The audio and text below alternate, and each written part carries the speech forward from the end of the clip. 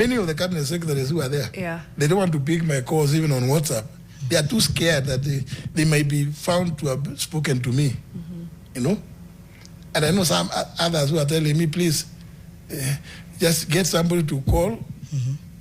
On your behalf? On your behalf, then we can talk on the other. I mean, so what does that tell you? William Ruto has instilled such fear in the entire cabinet that people don't want to speak. And no, it is live and let live. Hapo katikati akagoma kuja katika baraza la mawaziri. Sasa mimi nataka nikuulize wewe, ni mimi nimemfuta kazi ama ni yeye alijivuta kazi? I think William Ruto is a person with two personalities.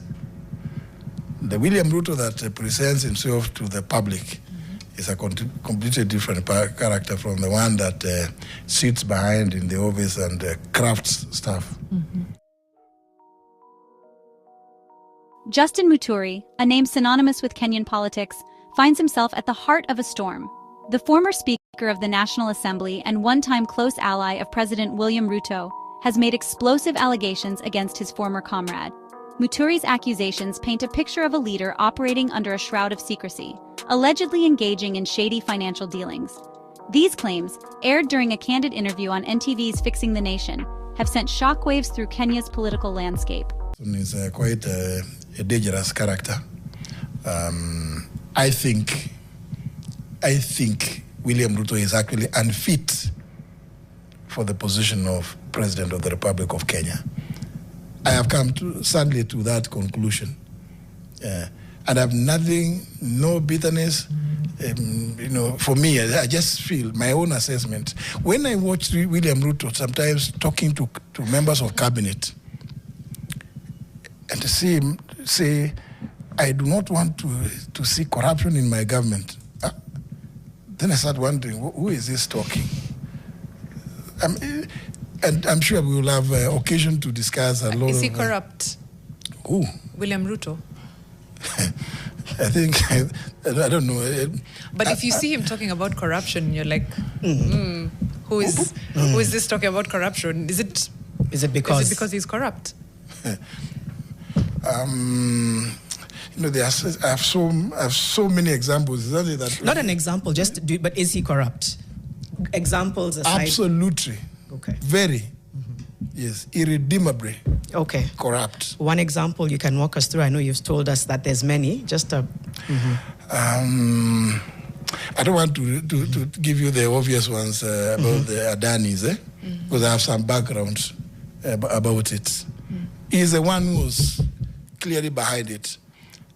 And I know this because when his advisor, Adan Mohammed, invited me to attend the COP28 in Dubai in 2023, he gave me a lot of information which ended up with the Adani deal about the airport specifically.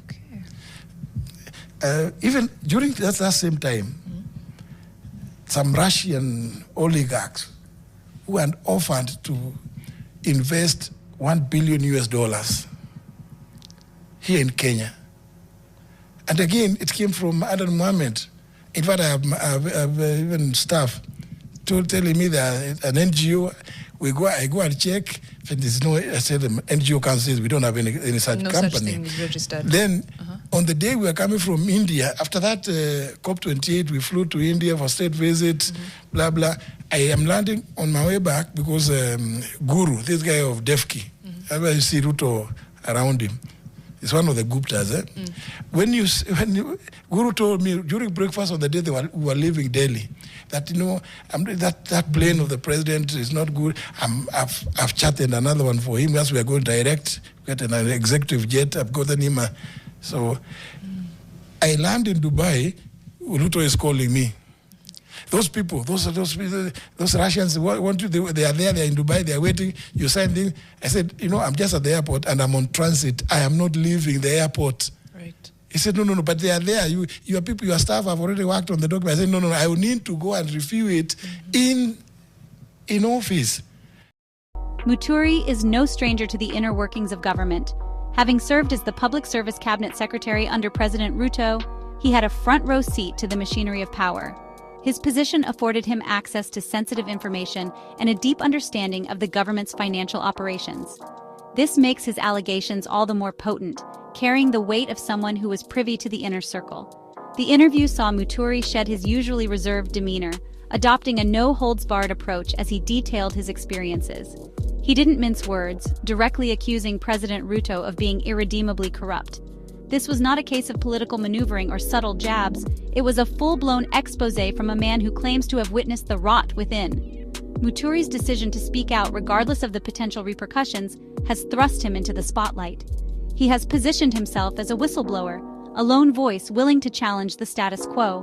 Whether his allegations will lead to concrete action or fade into the background noise of Kenyan politics remains to be seen. However, one thing is certain. Justin Muturi's revelations have ignited a firestorm that will be difficult to extinguish. This document being the deal? The deal. They were purporting to give a grant of $1 billion to grow allegedly 3 billion trees towards the 15 billion. You know, William Ruto, whenever he comes up with a program, it's for money making. For him, it's for money making. Now, I come and tell them, you know, they bring me an MOU. I tell them, and I remember I spoke about the MOUs. Yes. I told them, no, it came from the Minister of Environment, which they pushed through. I tell them this thing, the $1 billion can only be by way of a grant, but it cannot come directly to the ministry because under the PFM Act, Section 47, it can only go through the National Treasury. They are trying to avoid that money going to the National Treasury, and it's money coming from abroad. Right. I mean... And you're being asked to sign in an airport. I'm being told to sign at Dubai airport, and it's William Ruto calling me directly. You know, I'm telling you. But anyway, maybe I could. Let me say this. No, finish. Let me say this. I think it's a very unfortunate situation for the country that we have William Ruto sitting in the office as president of Kenya. Central to Muturi's explosive interview is a Sheikh $129 billion deal that was allegedly in the works during the COP28 climate summit in Dubai. This agreement, purportedly involving Russian investors and a massive tree planting initiative in Kenya, raises serious red flags according to the former cabinet secretary. Muturi claims that President Ruto pressured him to swiftly approve the deal, bypassing the stringent legal and procedural safeguards that govern such substantial financial commitments. According to Muturi, the alarm bells began ringing when he was urged to sign the deal documents at the Dubai airport. This unusual request, coupled with the sheer magnitude of the funds involved, immediately aroused his suspicions. He asserts that he refused to be rushed into signing off on a deal that lacked transparency and bypassed the necessary scrutiny. The Public Finance Management (PFM) Act, specifically Section 47, mandates that all public funds must be channeled through the Treasury, a crucial safeguard that Muturi insists was being disregarded in this instance. Muturi's refusal to sign the deal in Dubai, citing legal and procedural concerns, appears to have been the catalyst for a rift between him and the president.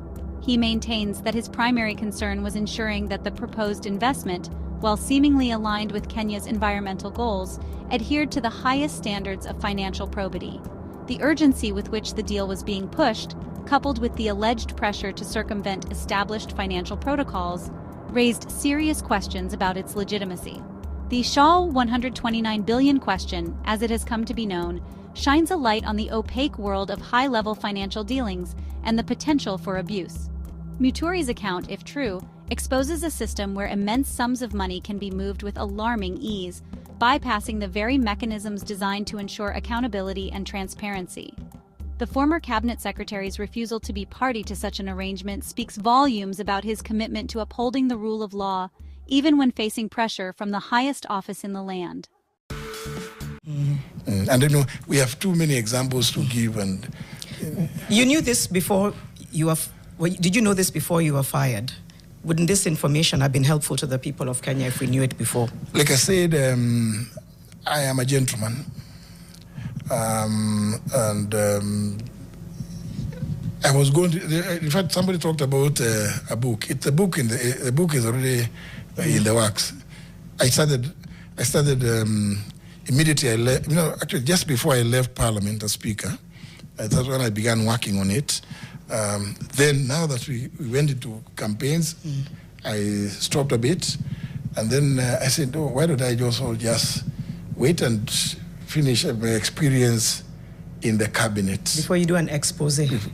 No, with a book to give my this so that the book also includes my experience in the cabinet. The Shea 129 billion Dubai deal isn't the only instance where Muturi has raised concerns about President Ruto's financial dealings.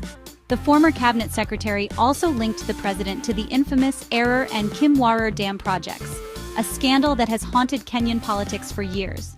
These projects, initially touted as game changers for the arid regions they were intended to serve, quickly descended into a quagmire of corruption allegations, with billions of shillings vanishing into thin air. Muturi alleges that despite the controversies surrounding Error and Kimwarer, President Ruto continued to push for the projects.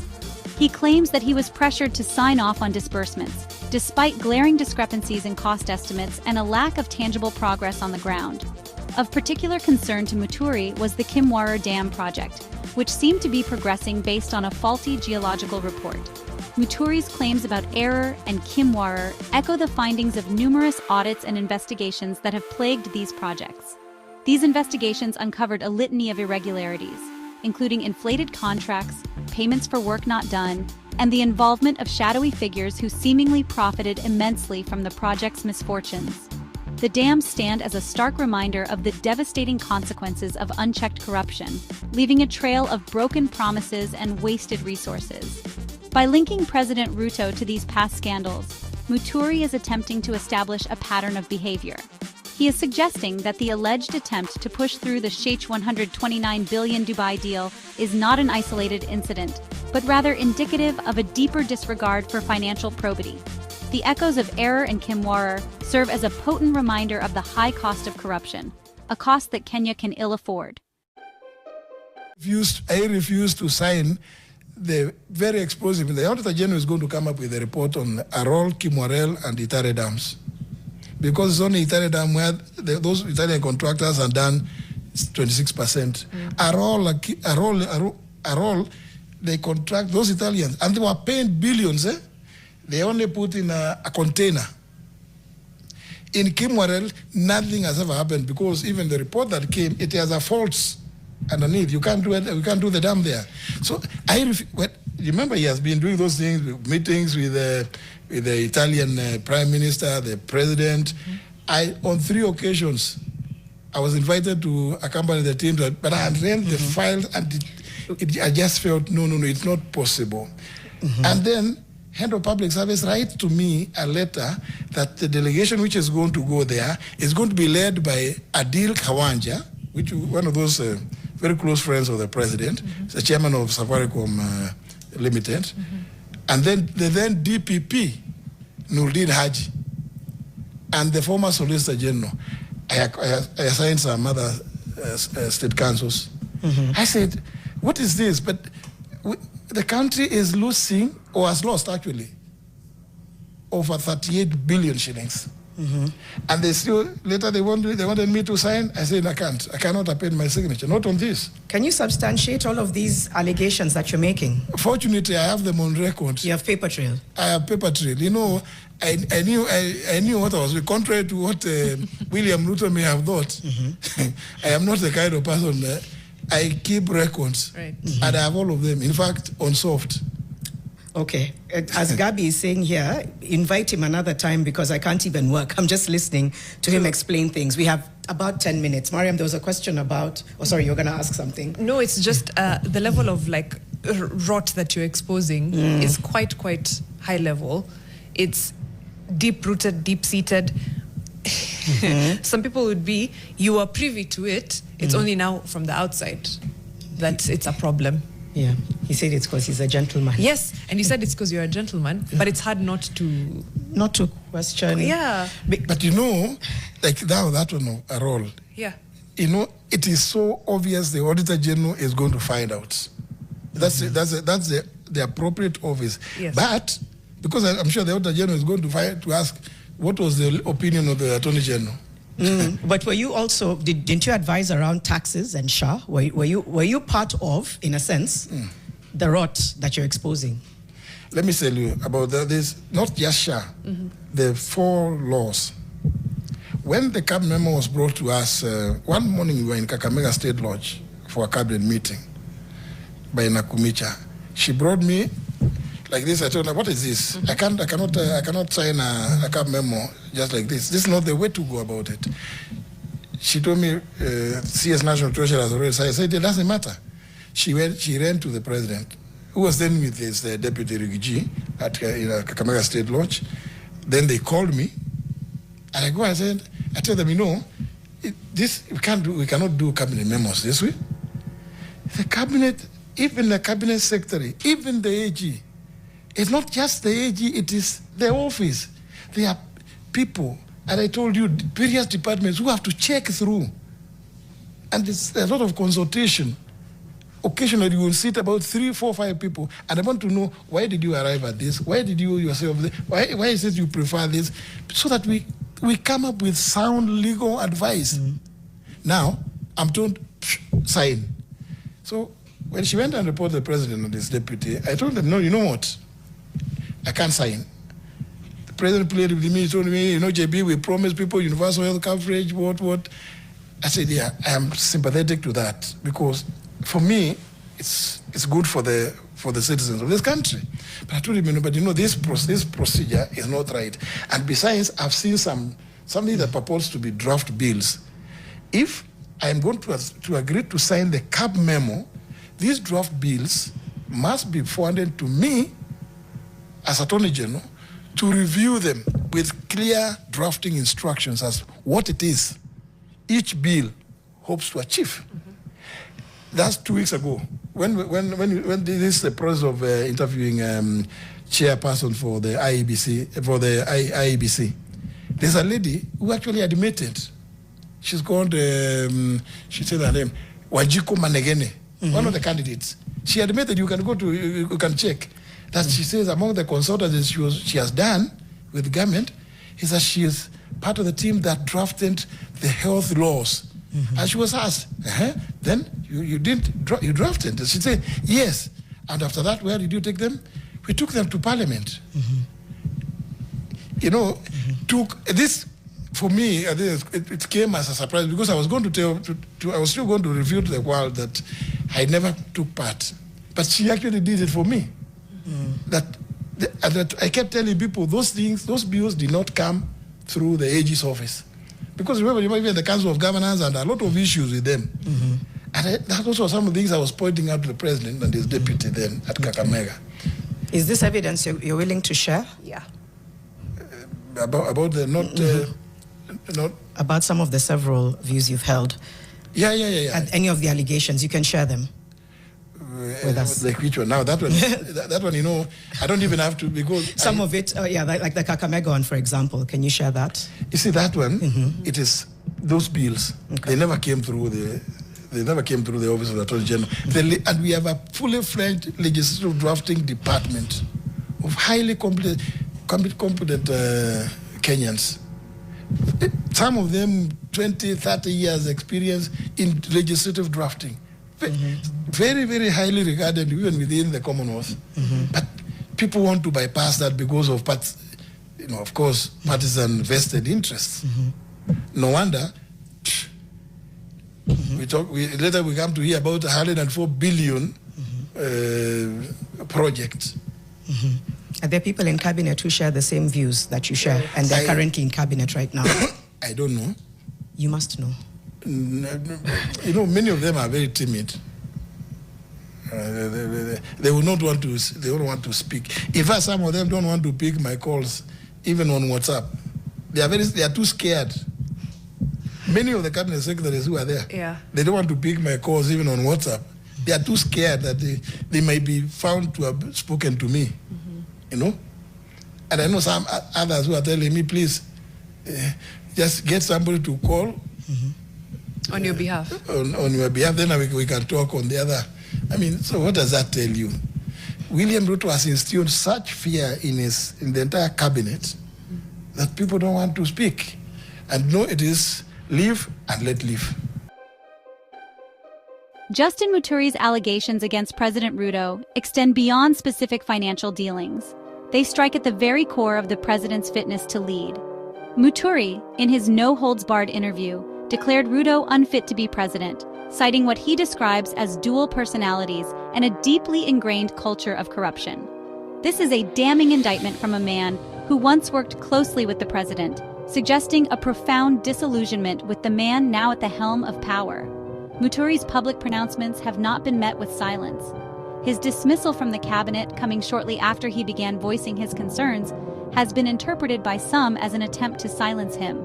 However, he remains defiant, insisting that his revelations are not driven by a personal vendetta, but rather a commitment to exposing the truth. He maintains that he possesses documentary evidence to support his claims, evidence that he intends to make public in due course. Adding further weight to his claims, Muturi has revealed his intention to pen a tell-all book detailing his experiences in public service.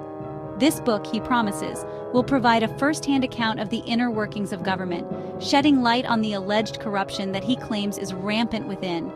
It is a move that is sure to generate considerable interest, potentially offering an unprecedented glimpse into the often murky world of Kenyan politics. Justin Muturi's decision to break ranks and expose what he believes to be widespread corruption within the government is a courageous one. Whether his actions will lead to meaningful change or be swept under the rug remains to be seen. However, one thing is certain: his explosive allegations have opened a Pandora's box, forcing Kenyans to confront uncomfortable truths about their leaders and the systems of power that govern their lives. The road ahead promises to be rocky, but Muturi's stand serves as a powerful reminder that speaking truth to power, regardless of the consequences, is a duty that must be upheld.